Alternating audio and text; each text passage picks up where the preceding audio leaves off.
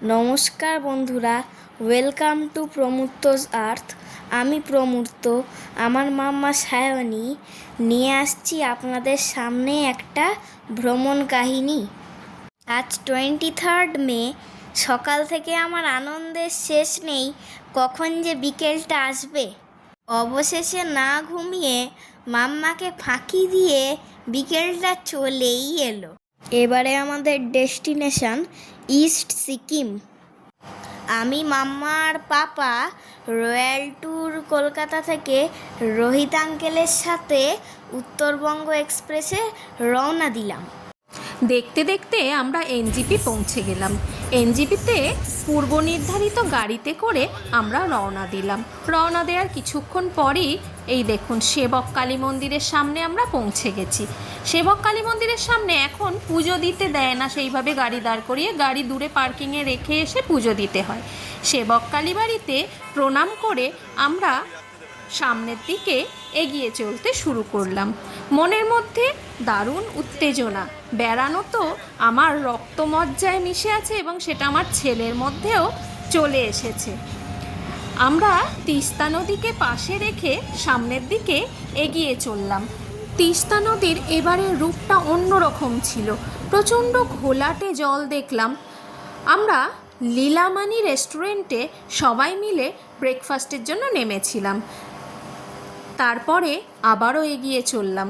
এই লীলামানি রেস্টুরেন্ট খুব পরিষ্কার পরিচ্ছন্ন, খাবার কোয়ালিটিও ভালো।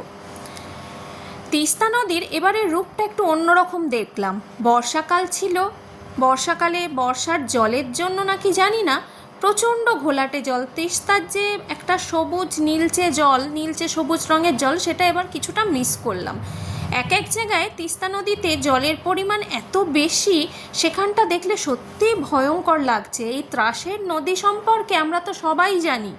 ভূগোলের স্টুডেন্ট হিসেবে, ভূগোলের শিক্ষিকা হিসেবে আপনাদের কাছে ভ্রমণের সমস্ত বৃত্তান্ত তুলে ধরা আমার একমাত্র লক্ষ্য।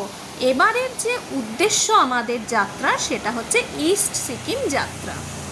আজকে এই প্রথম পর্বে আমরা চলেছি আমাদের প্রথম গন্তব্য আরিতারের উদ্দেশ্যে।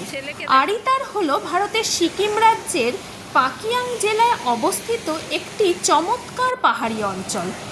এই পাহাড়ি অঞ্চলটি সমুদ্রপৃষ্ঠ থেকে 4915 ফুট উচ্চতায় অবস্থিত।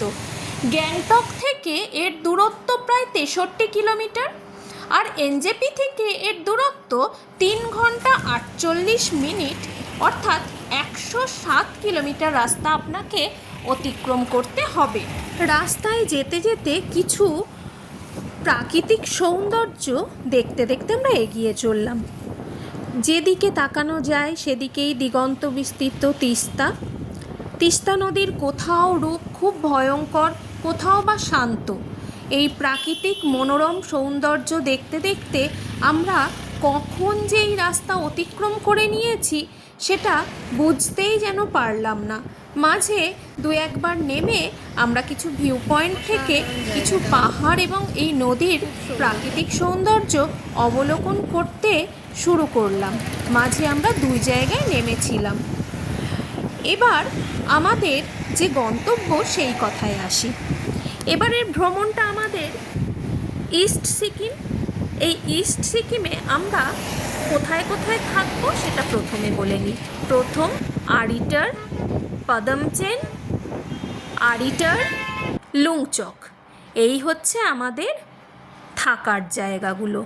আমরা এর আগে সিকিম এসেছিলাম আজ থেকে 12 বছর আগে আমাদের হানিমুনে।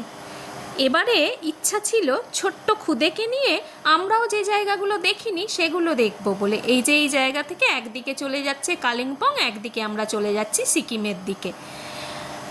খুদেকে নিয়ে আমরা সেজন্য ইস্ট সিকিম, যেটা আমাদের দেখা হয়নি, সেই দিকটায় চলে এলাম। আওয়াজ শুনতে পাচ্ছেন? কি সুন্দর পাহাড়ি নদী, তার এই আওয়াজ মনোমুগ্ধকর। এই পরিবেশে আমার কোনো কথাই মানায় না। আপনারা দেখতে থাকুন। এবারে আমাদের টিমে 16 জন মেম্বার, 2 জন খুদে সদস্য নিয়ে আমরা সবাই মিলে এই 4 দিন খুব উপভোগ করেছি। আমাদের প্রথম ডেস্টিনেশনে আমরা পৌঁছেই গেলাম, রেনক সিদ্ধিবিনায়ক মন্দির, যেটা 10 হাত বিশিষ্ট সিদ্ধিদাতা গণেশ এবং হনুমানজিকে নিয়ে খুব সুন্দরভাবে সাজানো। চারিপাশের পরিবেশটা অসম্ভব সুন্দর। আমি মন্দিরের ভেতরে এবং বাইরে ভিডিও করার পর একটু হেঁটে দেখছিলাম, নিচে ছোট্ট ছোট্ট সিঁড়ি করা আছে, সেখানে সব সবজি চাষ হয়েছে। সেই সমস্ত সবজি চাষ দেখতে দেখতে আমি অনেকটা নিচের দিকেই নেমে গিয়েছিলাম। তারপর আবার হুঁশ হলো না সবাই আমাদের টিমের আসেনি, তাই চট করে আবার ওপরের দিকে চলে এলাম।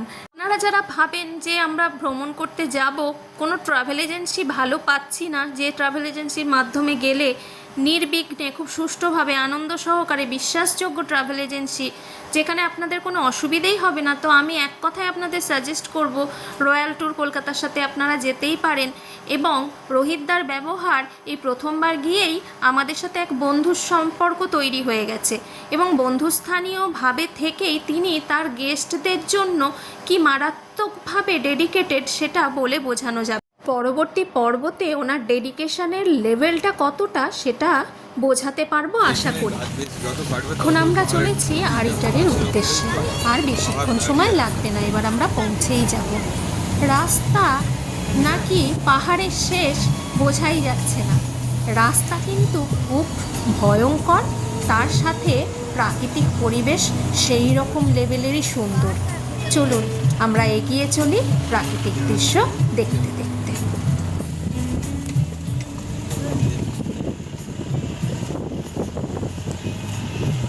পৌঁছেই গেলাম, আমাদের ঠিকানা হোটেল গোল্ডেন ড্রাগন। যেমন সুন্দর হোমস্টে, তেমনি তাদের ব্যবহার, তেমনি নিট অ্যান্ড ক্লিন।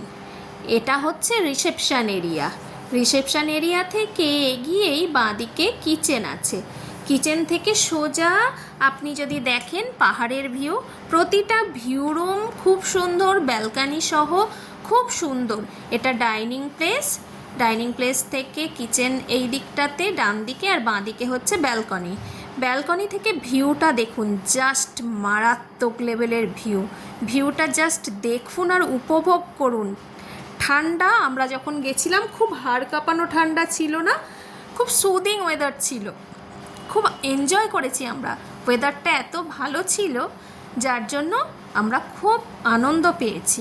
হোমস্টেটিতে প্রথম দিন মাছের ঝাল করেছিল, কি অসম্ভব সুন্দর, মনে হচ্ছে কোনো বাঙালি শেফ বোধহয় রান্না করেছে, কিন্তু ওনারাই করেছিলেন। টাটকা মাছ, 2 পিস করে মাছের ঝাল ছিল, কি ভালো যে লাগলো গরম গরম ভাতের সাথে, আপনাদের বলে বোঝাতে পারবো না। আর এদের একটা সিগনেচার ডিশ আছে, সেটা হচ্ছে সয়াবিনের কোপ্তা, কি দারুণ খেতে। সত্যি রোহিতদা আমাদের যে এখানে রেখেছিলেন, সত্যি খুবই ভালো জায়গা। চলুন রুম ট্যুরটা করেই নেওয়া যাক। এইটি হচ্ছে আমাদের রুম। আমরা পৌঁছে লাঞ্চ করার আগে রুমে গিয়ে একটু টুকটাক ভিডিও করে নিলাম, তারপরে স্নান টান সেরে ডাইনিংয়ে গেলাম। এই আমাদের রুমটি দেখুন, নিট অ্যান্ড ক্লিন। 2টো বেড, একটা কিং সাইজের বেড আর একটাও সিঙ্গেল বেড, সাথে সেন্টার টেবিল, ড্রেসিং টেবিল, 2টো চেয়ার রয়েছে, একটি ওয়ার্ড্রব আছে, একটা বিশাল বড় জানলা আছে, তার সাথে অ্যাটাচ ব্যালকনি আছে। ব্যালকনি ভিউটা আপনাদের একটু দেখাতে চাইবো। ওয়াও, জাস্ট ওয়াও, দেখুন দেখুন, তখন একটু ক্লাউডি ওয়েদার ছিল, তাতেই দেখুন সানি ওয়েদারটাও আমি দেখাবো আপনাদের, অসম্ভব সুন্দর। আমি তো জাস্ট ফিদা হয়ে গেছি। 3 স্টার ক্যাটাগরির হোটেল এটি, একটি হোমস্টেও বলা চলে, হোমস্টেই হোটেল ক্যাটাগরির হোমস্টে। বাথরুম যেমনি NEET and clean, all time গরম জল পাবেন। আর পরবর্তী পর্বের জন্য প্রমূর্তজ আর্থ সাবস্ক্রাইব করে কিন্তু রাখতেই হবে। প্রথম পর্ব নিয়ে আমি হাজির হয়ে গেছি, এরপর পরবর্তী পর্যায়গুলো আসছে। পাশে থাকবেন, কমেন্ট করবেন। নমস্কার।